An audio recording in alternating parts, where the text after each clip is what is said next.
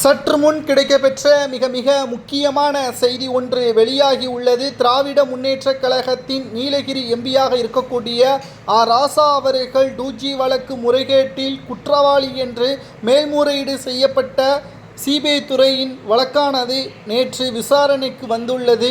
ராசா அவர்கள் அதில் ஆஜராகவில்லை. அவருக்கு பதிலாக அவரது வழக்கறிஞர் நீதிமன்றத்திடம் அனைத்து ஆதாரங்களையும் கொடுத்துள்ளார். ஆனால் ராசா அவர்கள் எதற்காக ஆஜராகவில்லை? தொடர்ச்சியாக 2 முறை ஆஜராகாத காரணத்தினால் அவருக்கு பிடிவாரண்டை தற்பொழுது ஏற்படுத்தியிருக்கிறார்கள். டெல்லிக்கு உடனடியாக காவல்துறையினர் அழைத்து வர வேண்டும். இல்லை என்றால் அவர் மீது நடவடிக்கை எடுக்கப்பட்டால் அவரது எம்பி பதவி கூட பறிபோவதற்கு அதிக வாய்ப்புகள் இருப்பதாக தற்பொழுது அரசியல் வட்டாரத்தில் செய்திகளும் வெளியாகி கொண்டிருக்கிறது.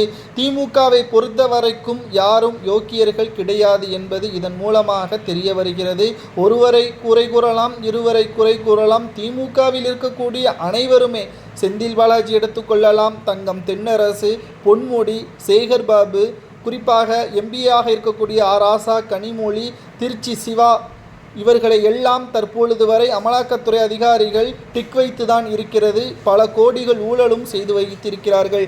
ஆனால் கருணாநிதி அவர்களுக்கு பிறகு மிகப்பெரிய ஒரு ஊழல்வாதி என்றால் அது ராசா தான். 2G வழக்கில் தடயமே இல்லாமல் சுதந்திரமாக சுற்றி திரிந்து கொண்டிருக்கிறார். ஆனால் பல நாள் திருடன் ஒரு நாள் அகப்படுவான் என்பதற்கேற்ப குற்றவாளியாக ராசா அவர்கள் நீதிமன்ற கூண்டில் ஏறுவது வெகு விரைவில் கிடையாது. குறுகிய காலம்தான் இருக்கிறது. முக்கிய சாட்சியாக இருந்த சாதிக் பாஷா அவர்களது மரணத்தை தொடர்ந்து தப்பித்து விட்டோம் என்று நினைத்து கொண்டிருந்தார்கள் கனிமொழி, ராசா, தயாநிதி மாறன் மற்றும் அரசு உயர் அதிகாரிகள் 14 நபர்கள் என்றும். ஆனால் தற்பொழுது சாதிக் பாஷா அவர்களது மனைவி கொடுத்த ஆதாரத்தின் அடிப்படையில் தான் சிபிஐ துறையினர் இந்த வழக்கை அடுத்த கட்டத்திற்கு கொண்டு சென்று இருக்கிறார்கள். இதன் விளைவுதான் நேற்று ஆஜராகவில்லை. பல்வேறு ஆவணங்களும் நீதிமன்றத்தில் சமர்ப்பிக்கப்பட்டிருக்கிறது. குறிப்பாக திராவிட முன்னேற்றக் கழகத்தின் தலைவரும் தமிழக முதல்வர் ஸ்டாலின் அவர்களுக்குத்தான் மிகப்பெரிய ஒரு நெருக்கடியாக அமைந்துள்ளது. ஏனென்றால் 2026 சட்டமன்ற தேர்தல் வருவதற்கு இன்னும் 13 மாதங்களே இருக்கக்கூடிய நிலையில் தமிழகத்தில் திமுகவிற்கு எதிராக அதிமுக மெகா கூட்டணியையும் அமைத்துவிட்டது.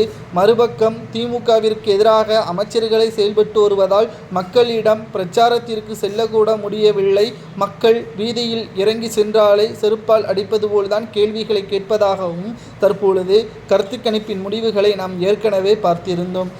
சரி, கனிமொழி அவர்களுக்கும் ராசாவிற்கும் குற்றவாளி என்று நீதிமன்றம் அடுத்த ஹியரிங்கில் தெரிவித்தால் என்ன தண்டனை கொடுக்கலாம் என்பதை கூறுங்கள்.